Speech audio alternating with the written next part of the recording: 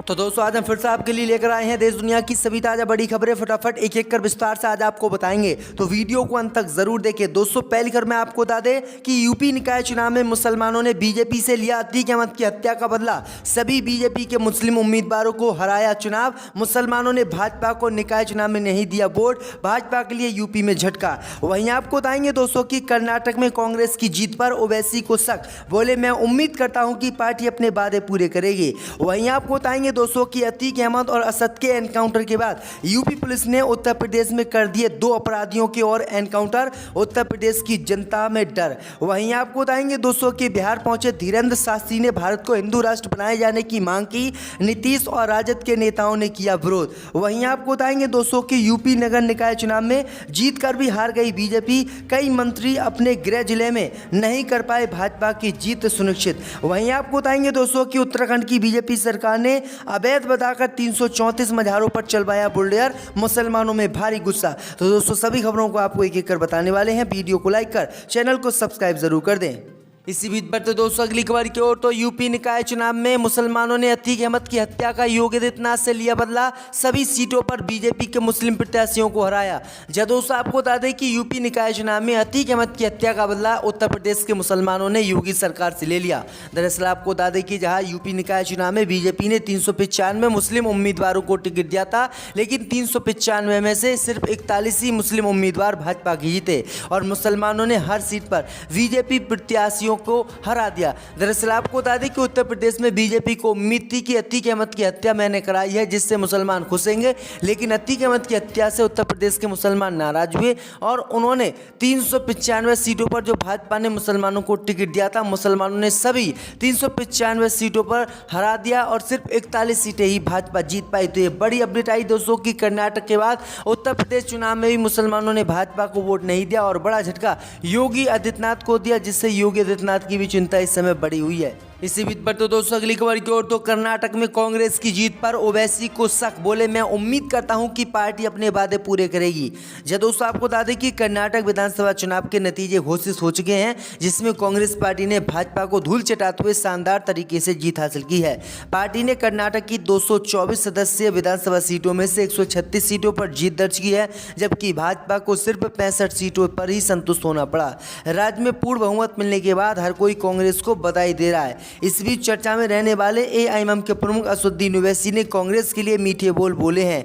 AIMM के प्रमुख असदुद्दीन ओवैसी ने कर्नाटक विधानसभा चुनाव के नतीजों पर अपनी प्रतिक्रिया देते हुए कहा कि कर्नाटक चुनाव के नतीजे घोषित हो चुके हैं। कर्नाटक के लोगों ने कांग्रेस पार्टी को चुना है और मुझे उम्मीद है कि वे अपने वादे पूरे करेंगे। मालूम हो कि कांग्रेस की जीत पर प्रधानमंत्री मोदी ने भी पार्टी को बधाई दी। उन्होंने कहा कि कर्नाटक विधानसभा चुनाव में जीत के लिए कांग्रेस पार्टी को बधाई, लोग की आकांक्षाओं को पूरा करने के लिए मेरी शुभकामनाएं। तो ये बड़ी अपडेट आई दोस्तों। इसी बीच पर तो दोस्तों अगली खबर की ओर, तो अतीक अहमद और असद के बाद अब उत्तर प्रदेश पुलिस ने किया 2 बदमाशों का एनकाउंटर।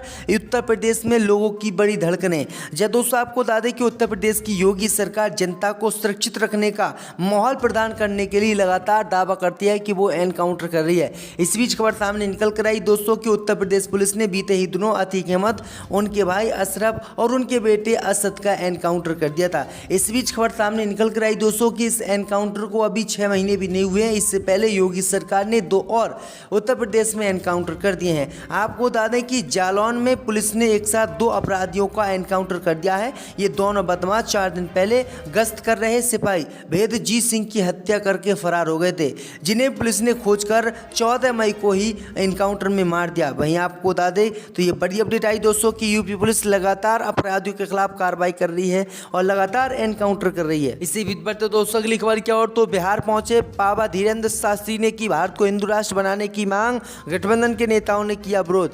जब दोस्तों आपको बता दें कि बिहार दौरे पर आए बागेश्वर धाम के बाबा धीरेन्द्र शास्त्री ने हिंदू राष्ट्र को लेकर बयान देकर बिहार में एक बड़े विवाद को जन्म दे दिया है। बागेश्वर बाबा ने कहा है कि एक दिन एक साधु ने मुझसे कहा कि आप हिंदू राष्ट्र की बात कहते हैं, ये संभव कैसे है? मैंने जवाब दिया कि भारत पहले से ही हिंदू राष्ट्र है और बहुत जल्दी इसकी घोषणा भी हो जाएगी। उनके इस बयान से बिहार की राजनीति में उबाल आ गया है। बिहार में अलग अलग पार्टियों के नेता धीरेन्द्र शास्त्री के हिंदू राष्ट्र के बयान की निंदा कर रहे हैं। राजद के प्रवक्ता मृत्युंजय तिवारी ने कहा कि धीरेन्द्र शास्त्री के पटना आने को लेकर हमने आशंका जताई थी कि वह धर्म के आधार पर समाज में भेदभाव की बात नहीं करेंगे। हमारी आशंका सही साबित हुई और वे भाजपा के और आरएसएस के एजेंडे को चलाने के लिए पटना आए और उन्होंने भाजपा और आरएसएस का एजेंडा ही चलाया और उन्होंने भारत को हिंदू राष्ट्र बनाने की मांग की। उन्होंने कहा कि ऐसी मांग करने वाले लोगों का हम बिहार में विरोध करेंगे और बिहार को किसी भी कीमत पर नहीं तोड़ने देंगे। इसी बीच पर तो दोस्तों अगली खबर की ओर तो कर्नाटक में मुख्यमंत्री पद को लेकर हाईकमान भेजेगी अपना फैसला। दिल्ली पहुंचते ही बोले कांग्रेस अध्यक्ष मल्लिकार्जुन खड़गे। जय दोस्तों आपको बता दें कि कांग्रेस अध्यक्ष मल्लिकार्जुन खड़गे ने रविवार को कहा कि पार्टी द्वारा बेंगलुरु भेजे गए पर्यवेक्षक आज शाम कांग्रेस विधायक दल की बैठक के बाद कर्नाटक के अगले मुख्यमंत्री पर अपनी राय देंगे। विशेष रूप से कर्नाटक प्रदेश कांग्रेस कमेटी के प्रमुख DK शिवकुमार और मुख्यमंत्री सिद्धरामैया मुख्यमंत्री पद के दो प्रमुख दावेदार। दिल्ली पहुंचते ही मल्लिकार्जुन खड़गे ने मीडिया से बात करते हुए कहा कि हमारे पर्यवेक्षक बेंगलुरु गए हैं। वहां पहुंचने के बाद CLP की बैठक होगी। CLP की बैठक के बाद वे अकालमान के साथ अपनी राय साझा करेंगे और फिर वे अकालमान यहां से अपना फैसला भेजेंगे। यानी कांग्रेस विधायक दल की बैठक तो हो गई है और इसमें मुख्यमंत्री भी चुन लिया गया है। अब देखते हैं कौन मुख्यमंत्री बनता है और किसके समर्थन में कर्नाटक जाता है। इसी बीच पर तो दोस्तों अगली खबर की ओर तो यूपी नगर निकाय चुनाव जीतकर भी हार गई बीजेपी। कई मंत्रियों के अपने गृह जिलों में रहे चौंकाने वाले नतीजे। जब दोस्तों आपको बता दें कि उत्तर प्रदेश में निकाय चुनावों में मिली भारी सफलता पर बीजेपी जहां खुशी मना रही है वहीं पार्टी के लिए शर्मिंदगी भी है, क्योंकि कई मंत्री अपने अपने निर्वाचन क्षेत्रों में पार्टी की जीत सुनिश्चित करने में विफल रहे। नौकरशाह से नेता बने और यूपी के मंत्री अरविंद कुमार शर्मा के उम्मीदवार नगर पालिका के अध्यक्ष पद पर अपने गृह जिले मऊ में BSP से हार गए। यूपी के पशुपालन मंत्री धर्मपाल सिंह के लिए भी अच्छा नहीं रहा। बरेली के आंवला नगर पालिका में उनके उम्मीदवार संजीव सक्सेना सपा के आबिद अली से हार गए थे। रायबरेली में यूपी के मंत्री दिनेश प्रताप सिंह बीजेपी की शालिनी कन्नौजिया की जीत सुनिश्चित नहीं कर पाए और कांग्रेस ने नगर पालिका अध्यक्ष की सीट जीत ली। यूपी की मंत्री गुलाबी देवी अपने निर्वाचन क्षेत्र संभल में 2 नगर पालिकाओं पर बीजेपी उम्मीदवार की जीत सुनिश्चित नहीं कर सकी। यहाँ एक सीट निर्दलीय और दूसरी AIMM ने जीती है। यूपी के मंत्री असीम अरुण के निर्वाचन क्षेत्र कन्नौज और मंत्री बलदेव सिंह औलख के निर्वाचन क्षेत्र रामपुर में भी बीजेपी हार गई। तो ये बड़ी अपडेट आ रही दोस्तों। इसी बीच पर तो दोस्तों अगली खबर की ओर तो उत्तराखंड की बीजेपी सरकार ने मझारों को तोड़वाया। जब दोस्तों आपको बता दें कि उत्तराखंड में अवैध रूप से बनाए गए धार्मिक निर्माणों को ध्वस्त करने का सिलसिला जारी है। इसी कड़ी में न केवल काफ़ी संख्या में मझारों को हटाया जा रहा है बल्कि अब तक 33 मंदिरों पर ही बुलडोजर चल गए हैं। बड़ी बात यह है कि इन मंदिरों में किसी भी तरह के धार्मिक क्रियाकलाप नहीं हो रहे थे। प्रशासन ने नोटिस जारी करने के बाद इन मंदिरों को हटाने की कार्रवाई की।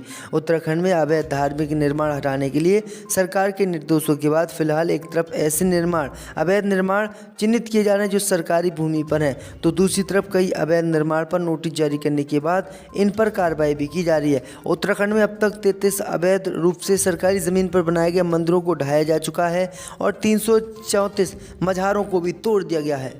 इसी बीच पर तो दोस्तों अगली खबर की ओर तो सोशल मीडिया पर शेयर की एक्स गर्लफ्रेंड की अतरंग तस्वीरें। दिलीप घोष का भतीजा गिरफ्तार। जय दोस्तों आपको बता दें कि बंगाल भाजपा के राष्ट्रीय उपाध्यक्ष दिलीप घोष के भतीजे को पश्चिम बंगाल पुलिस ने अरेस्ट किया है। उन पर अपनी एक्स गर्लफ्रेंड की अतरंग तस्वीर और वीडियो को वायरल करने का आरोप लगा है। पुलिस के एक अधिकारी ने मामले की जानकारी देते हुए बताया कि आरोपी के खिलाफ कार्रवाई की गई है। उन्होंने बताया कि हमारी टीम ने आरोपी को पूछताछ के बाद अरेस्ट कर लिया है। जानकारी के अनुसार बीजेपी नेता के भतीजे ने इन तस्वीरों को अपने ही होने वाले ससुराल के लोगों को भेज दिया था, जिसके बाद लड़की के घर वालों ने शादी को रद्द कर दिया था। वहीं पीड़ित ने इस मामले में पुलिस को लिखित में शिकायत दी, जिसमें उन्होंने बताया कि आरोपी ने उससे शादी करने से इनकार कर दिया। यही नहीं, आरोपी ने अपनी एक्स गर्लफ्रेंड की तस्वीर को फर्जी फेसबुक अकाउंट और व्हाट्सएप पर वायरल कर दिया। तो ये बड़ी अपडेट आ रही भई। आरोपी पर धारा 506, धारा 509 महिला की गरिमा को ठोस पहुँचाने का इरादा 66C के तहत प्राथमिकी दर्ज की गई है। थी। अब इसी मामले को लेकर ममता बनर्जी की पार्टी टीएमसी ने प्रधानमंत्री मोदी की लोकसभा सदस्यता रद्द करने की मांग की है।